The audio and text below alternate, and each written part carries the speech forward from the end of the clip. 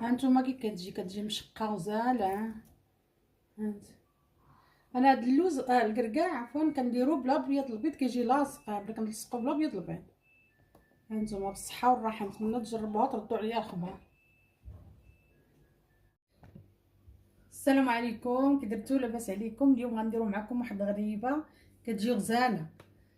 عندنا هنايا ربعه ديال اللوز مطحونه، عندنا هنا ربعه ديال الكركاع مطحونه، غنخلطوهم، نضيفو عليهم كاس ديال سنيده ما عامرش مزيان، 2 معالق ديال الطحين، نخلطوهم مزيان.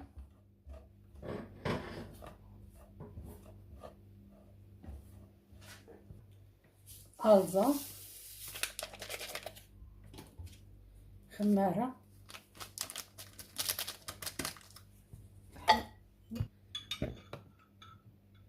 2 معالق ديال الكونفيتير،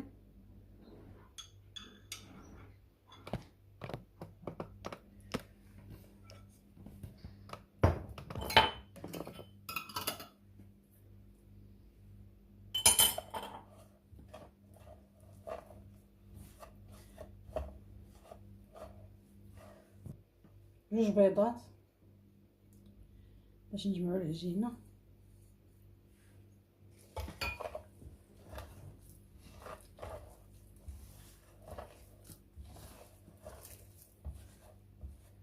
كانت ساهله مهله، كتجي على من زويناتها.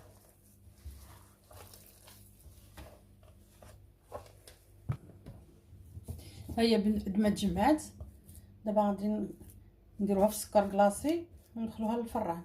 نحاولوا نديروا كويرات متقادين اللي عندها الميزان تعبر من 18 ل 20، ما قد ما بغيتيها كبيره ولا صغيره.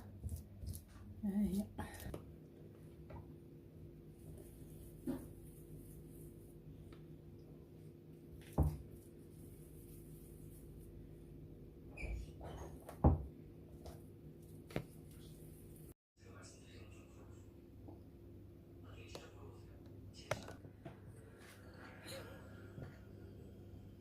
دابا نديروا الكركاع من الفوق، نبركوا عليها مزيان باش تلصق.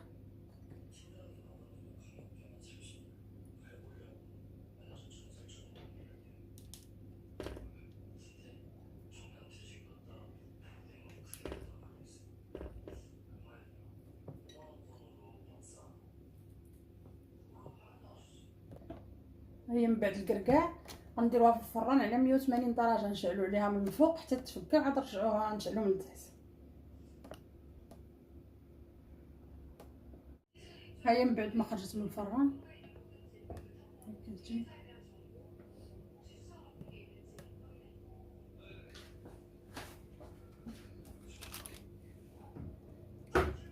كتجي هشيشه هادي.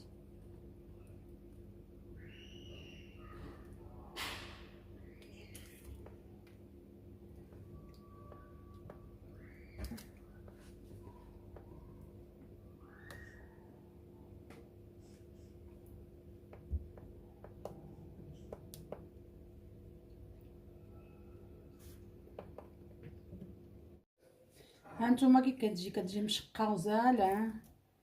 هانت انا هاد اللوز الكركاع عفوا كنديرو بلا بيض البيض، كيجي لاصق، بلا كنلصقو بلا بيض البيض.